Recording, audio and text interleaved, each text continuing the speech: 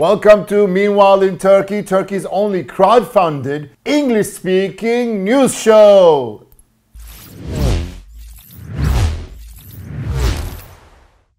Finally, Trump is out of the Oval Office.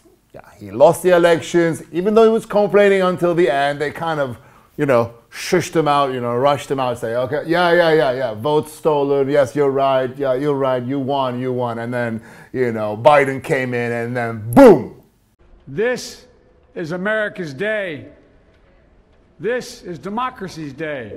He signed 17 presidential orders, reversing really important ones, such as the Paris Climate Accord, the face mask mandate, and also the Muslim ban. Muslims were going to be able to go back to the United States. I think that's what it was. To be honest with you, I wasn't really paying attention. I'm just happy that it's all over and done with. Biden is no stranger to Turkey, by the way. Don't think that this guy just kind of dropped out of nowhere. He's a weathered politician. The first time Turkey met Biden was in 1980. He came to Turkey to lift Turkey's embargo on Greece rejoining NATO's military. You see, Greece, in order to protest the 1974 Cyprus crisis, decided to leave NATO's military arm. But after a while, they realized that, wait, hold on, we need to go back into NATO. So Greece wanted to come back into the military arm of NATO, but we were just vetoing them. What happened afterwards? Nothing really, but, he still came. I'm sure he went to Sultanahmet. I'm sure he, visited the Grand Bazaar. He did all the fun touristy things that every politician does, and he basically loved Turkey after that. Love is a very strong word. I'm not going to say love, but he kind of was like, Turkey, you're our ally, we like you. We did have our differences over the years, in the year 2000, even up until a couple of years ago. He basically had a little bit of a tiff with our President Erdogan. And of course, everybody that was protecting Erdogan, every journalist, every possible sycophant directly attacked Biden and, told them, who do you think you are? And blah, blah, blah, blah, blah. Now that he's the president, things have changed just a little bit. Turkish politics, they wanted Trump to win because I think Erdogan got along with Trump. I don't know why, and I can't get into it due to legal reasons. But in any case, it's a brand new page of a brand new book. Let's just turn over the page and rebuild our relationship with the United States of America. But before you get started, there's a couple of things we want to talk to you about. You see, we bought F-35s. We paid for them, but you guys never kind of gave them to us. Sorry about the S-400s, the missiles. Sorry, we'll take care of that.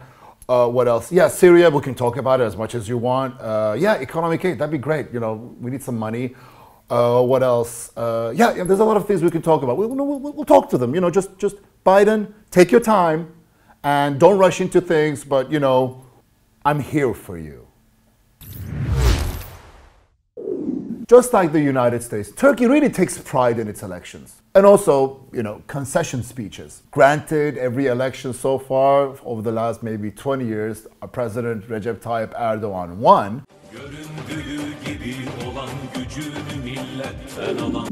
And sometimes we do have the same election twice because, his political party lost. That was the Istanbul municipality elections. But hey, we're very proud of it. We love election time. We get all joyful and we really take it seriously. When it comes to concession speeches, there's one guy I want to introduce you to. His name is Muharrem İnce. Who is Muharrem İnce? Thank you for asking. Muharrem İnce ran for the presidency a couple of years back and lost. However, the way he explained that he lost, or the way he announced that he lost, was through WhatsApp. He basically WhatsApped a journalist and on live TV and said, the dude won. He was mentioning Erdogan. That was very classy of him. He ran for the CHP. What is the CHP? The CHP is the Republican People's Party. It's basically the political party that Atatürk opened. And it's also the main opposition to Erdogan's AKP. Okay, I'm not going to go into details. In any case, Muharrem İnce ran for presidency under the CHP and he lost, but he got about 30% of the votes, which is pretty good. However, he couldn't find the things that he wanted to out of CHP and he realized that he could do it on his own. So he created his own political party. His political party is called Memleket Party, which basically means homeland. And you shouldn't confuse it with Vatan Party, which also means homeland, but it's a separate party. And please don't confuse it with Anavatan Party, which also means homeland. And last but not least, Anayurt Party, which also means, that's right, Homeland Party. Yeah, we're not very good at picking names for political parties, but hey, you know, what are you going to do? Now, him getting 30% of the votes was actually a really good job. So him thinking that, maybe I can get some votes and find my way into the National Assembly, therefore being able to change from within. I highly doubt that he's going to get the votes that he did get on the previous elections. But you see, there's something about creating political parties that's very, very interesting in Turkey. So after a bit of digging, I found out that in the last year, 23 political parties were created in Turkey.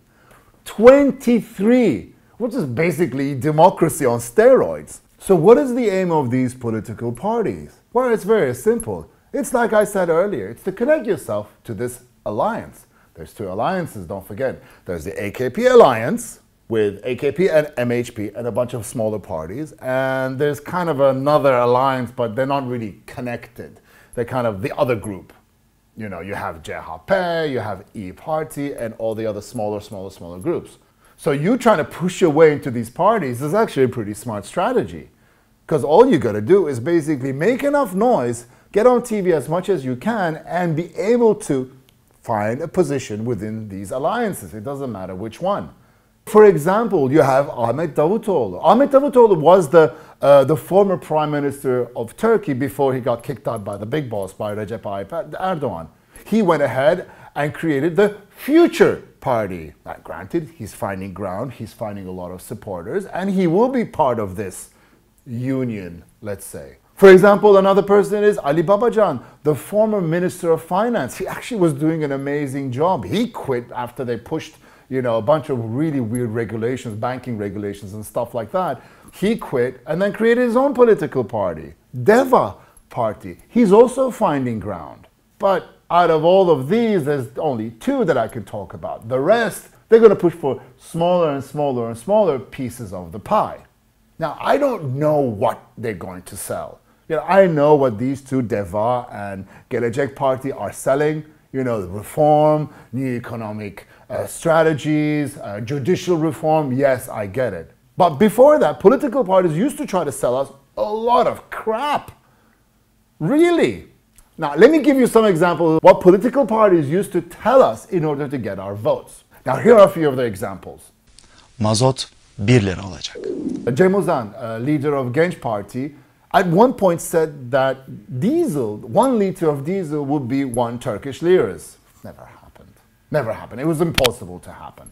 Tansu Çiller, the head of DYP, our first woman prime minister, said that every household was going to get 2 keys. And also, every little neighborhood was going to have trillionaires. Yes, we did get trillionaires because of the inflation and the amount of zeros that we had in our currency. That wasn't for the right reasons. Besim Tibuk, the leader of the Democratic National Party, said that he was going to ban offside.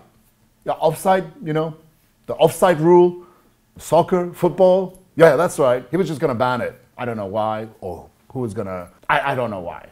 Now, interesting enough, the head of the MHP leader, Devlet Bahçeli, who's also part of the union with AKP, in 1999 said that they were going to sentence to death Abdullah Öcalan, the leader of the PKK, who was arrested in Africa and brought back to Turkey for trial.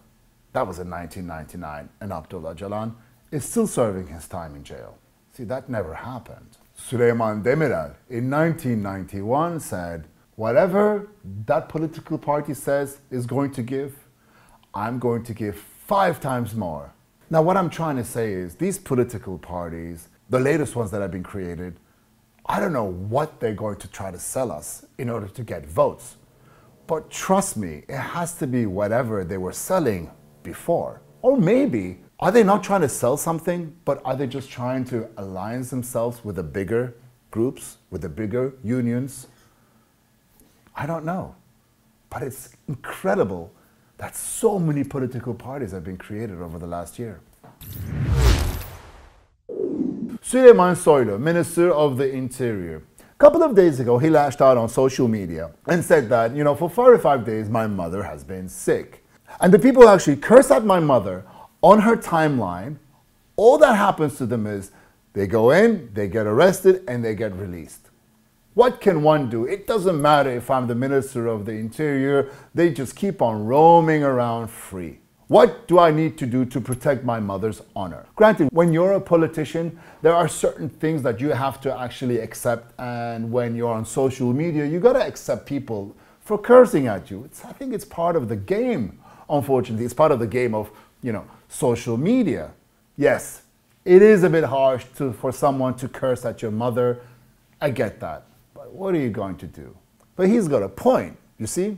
The Minister of Justice came back and said, hey, to all the people that keep on writing on social media about arrest this person or re-arrest this person or put this in jail, so we can't do everything, just haphazardly, just because social media wants it. I think he was hinting at Süleyman Soylu. This Turkey is a country of laws and regulations. So when somebody curses at you on social media, the only thing we can do is call them to the police station and then give them a fine and then send them on their way. We can't sit down and arrest them and put them in jail. Now, he's right about that, or else there'd be nobody left walking around. The amount of people that curse at each other on social media anywhere in the world is unbelievable. I mean, that's the place where you actually do it. But the Minister of Justice kind of missed the point on this one. You see, a while back, a teacher went on live television and said, please, don't let the children die about a military operation happening in southeast Turkey. But still, don't let the children die was seen as an act of terror, of terrorism propaganda. You see how they were able to change the context of the words? Because if I turn around to you and said, please, don't let the children die, sweet. But if somebody is speaking about the operations happening, or they assume it's about the operations that are, the military operations happening in the southeast Turkey, suddenly, automatically, it's terrorism propaganda. Now, let me put it this way. Our justice system is flawed, no doubt about it. But to be honest with you, what the Minister of Interior said about people, cursing about his mother and the way he reacted, it's not today's news. It's been going on for a while. And maybe somebody, let's say, I don't know, the Ministry of Justice, for example, could do something about that. Right the wrongs. Give us a clearer path. Tell the judges what the punishments are. And maybe, hopefully, later in time, the people that actually do these crimes or curse at you through social media will think twice. Anyway, thank you very much for watching Meanwhile in Turkey. Don't forget to like, share, subscribe, do everything possible, but watch my show. And I will see you next time. Bye.